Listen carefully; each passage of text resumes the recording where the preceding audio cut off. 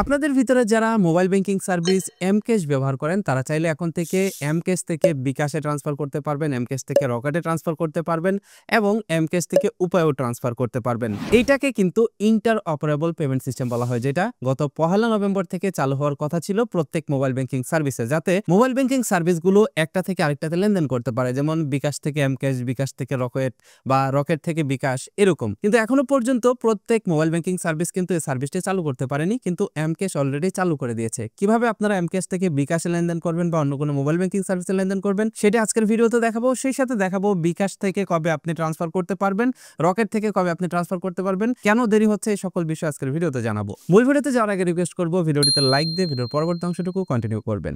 ওকে, দেখতে পাচ্ছেন আমি মোবাইল ব্যাংকিং সার্ভিস এমক্যাশের ভিতরে ঢুকেছি এবং এখানে দেখুন আমি ব্যালেন্স ট্যাপ করলাম, আমার ব্যালেন্স আছে 1000 টাকা। এবার আগে কিন্তু এখান থেকে আপনি এমক্যাশ থেকে এমক্যাশে সেন্ড মানি করতে পারতেন বা ক্যাশ আউট করতে পারতেন। এখন দেখুন এখানে একটা অপশন চলে আসছে সেন্ড টু এমএফএস।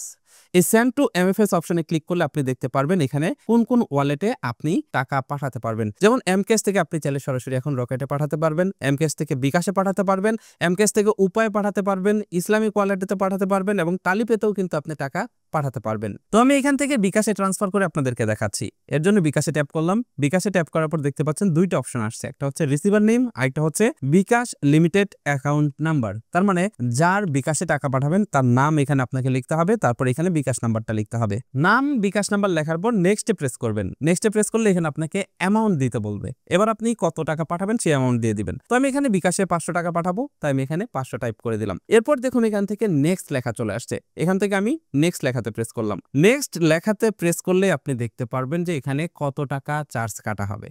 দেখুন এখান থেকে যদি আমি এমক্যাশ থেকে বিকাশে টাকা পাঠাতে চাই তাহলে দেখুন এখানে 4 টাকা 25 পয়সা আমার চার্জ কাটবে 500 টাকায়। তার মানে 1000-এ 8 টাকা 50 পয়সা আপনাকে চার্জ দিতে হবে যদি আপনি এমক্যাশ থেকে বিকাশে টাকা পাঠাতে চান বা এমক্যাশ থেকে রকেটে টাকা পাঠাতে চান। এবার আপনি এখানে চাইলে রেফারেন্স লিখতে পারেন অথবা আপনি এখানে ডিরেক্টলি আপনার এমক্যাশের পিন নাম্বারটা দিয়ে দিবেন। পিন নাম্বার দেওয়ার পর জাস্ট এখান থেকে কনফার্ম লেখাতে ক্লিক করবেন। কনফার্ম লেখাতে ক্লিক করলেই দেখতে পারবেন এখানে ট্রান্সফার হয়ে যাচ্ছে, এমক্যাশ থেকে বিকাশে চলে যাচ্ছে। দেখতে পাচ্ছেন সেন্ড সাকসেসফুল।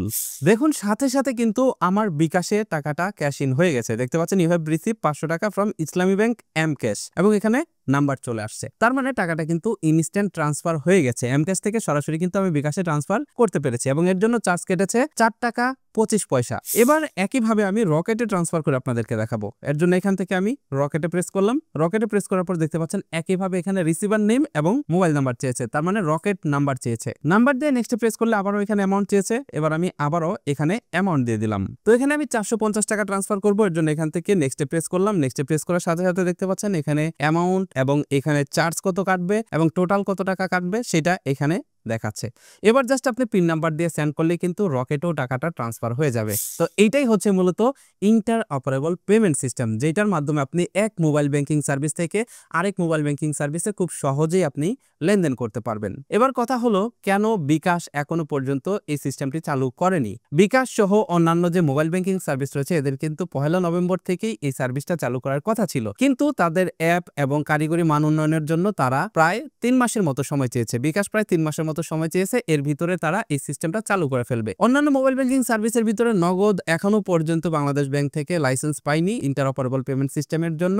উপায় সহ আরো রকেট যে রয়েছে এগুলো খুব শীঘ্রই তারা বলেছে যে এই ইন্টার অপারেবল পেমেন্ট সিস্টেমটি চালু করে দিবে। তো আপনি যদি এখন থেকে বিকাশ থেকে অন্য কোনো মোবাইল ব্যাংকিং সার্ভিস বা অন্য কোনো মোবাইল ব্যাংকিং সার্ভিস থেকে বিকাশে যদি টাকা লেনদেন করতে চান সেটা কিন্তু খুব শীঘ্রই পারবেন এবং যেভাবে আমি দেখালাম এভাবেই কিন্তু দ্রুত ট্রান্সফার করে ফেলতে পারবেন। এটা হলে কিন্তু হ্যাসেল অনেকটাই কমে যাবে। তবে চার্জের দিক বিবেচনা করে আপনার কাছে এই সার্ভিসটি কেমন মনে হয় সেটা অবশ্যই কমেন্ট করে জানাবেন। ভিডিওটি ভালো লাগলে বন্ধুদের মাঝে শেয়ার করবেন। That's it for now, take care, bye by.